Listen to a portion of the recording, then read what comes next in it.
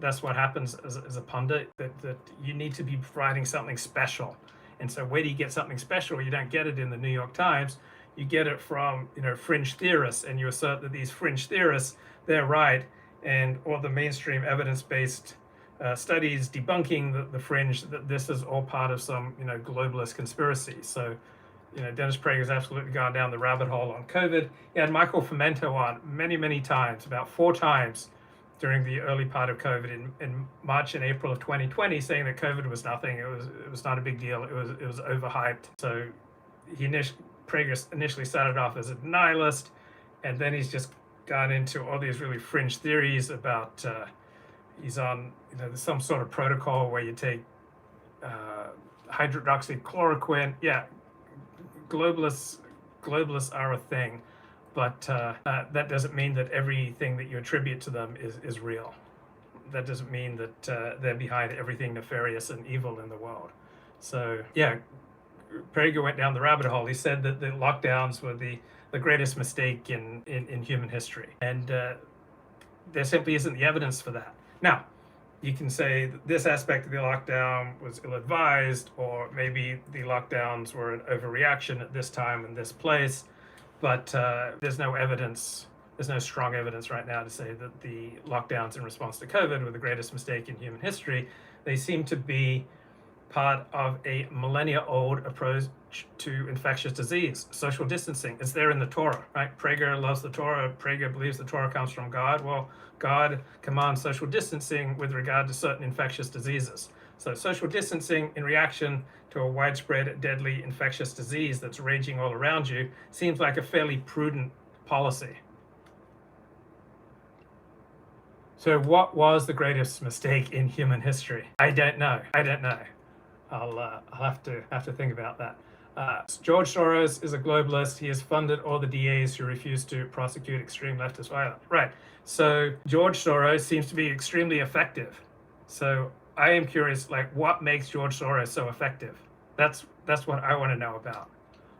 How has he been so influential? How has he gotten so much bang for his buck in influencing social, cultural, political events in directions that he favors? I think that's fascinating to me, and I want to know more about it. So yeah, George Soros and his foundations were kicked out of Hungary, and so there have been many reactions to George Soros, but overall it sure seems to me like George Soros has been far more effective than the reactions to him. So contrast George Soros with the alt-right. So I think it's clear George Soros has been far more effective than his opponents, overwhelmingly so. And Soros is not just effective because of green energy dollars. I mean, he's been effective for a long time. So why is George Soros so effective? Then why were the alt-right so ineffective, right? The alt-right aroused an opposition that absolutely crushed it. George Soros has aroused tremendous opposition, but yet Soros still manages to be more effective than his opposition.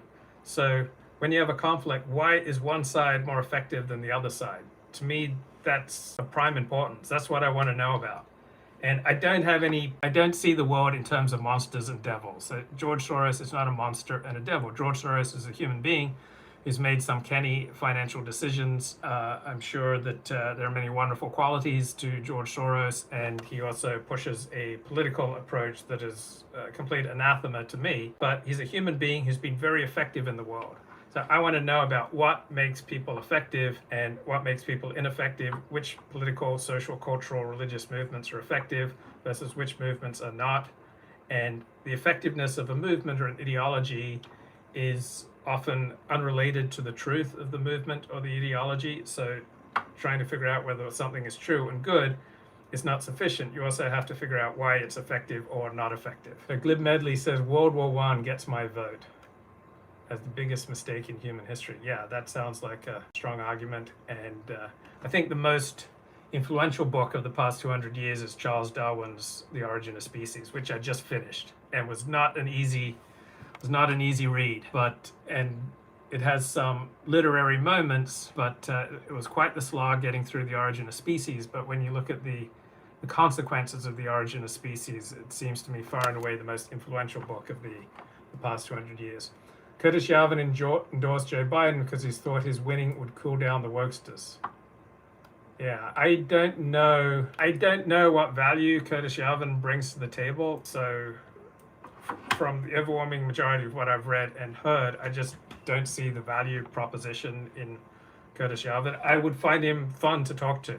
Like, I'd find it fun to hang out with Curtis Yarvin and chat with him. I'm not sure I'd be able to get a word in edgewise, but I just don't see the value in he has so many ideas and theories, and I'm sure some of them work, but some of them seem so bogus. So Michael Anton had Curtis Yarvin on for a 2-hour discussion on the Claremont Institute podcast, and Anton and Yarvin were eager to shift the Overton window far beyond anything resembling democracy. They want to substitute an elaborate and sophisticated justification for tyranny. So Anton doesn't explicitly endorse Curtis Yarvin's most outlandish ideas, the idea of having a king rule over us. But at the same time, Anton never offers a substantive critique of Curtis Yarvin's arguments and assertions. He merely expresses pragmatic or tactical objection, as if the primary fault in Curtis Yarvin's ideas is that they are unrealistic.